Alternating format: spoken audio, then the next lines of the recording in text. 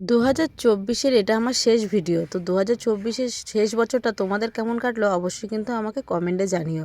তো কাল ছিল কাকির বাড়িতে আমাদের নেমন্তন্ন। তো কাকি আমাদের ডেকেছিল লুচি আর মাংস খাওয়ার জন্য। 31st নাইটে আমরা ভেবেছিলাম পিকনিক করব, কিন্তু পিকনিক আর করা হলো না। তার জন্য কিন্তু মনটা বেশ খারাপ। আমার অতটাও ভালো কাটেনি, জাস্ট মোটামুটি কেটেছে, কারণ এটা পিকনিক করলে বছরটা তারপরেই ভালো লাগতো। কিন্তু কেউ পিকনিক করছে না, এ বলছে করবো, ও বলছে করবো না। যাই হোক, সবাই এক জায়গায় থাকলে যেরকম হয়, একজন করবে তারপর আরেকজন বলবে করবে না, এই করে করে তো সব কিছু হয় না শেষ পর্যন্ত। তো সেম এটাই হয়েছে। কোথাও ঘুরতে যাওয়ার হলে এ বলবে আমি যাব, তারপরে আরেকজন বলবে যাবো না, এই করে করে পুরো প্ল্যানটাই ভেস্তে গেল।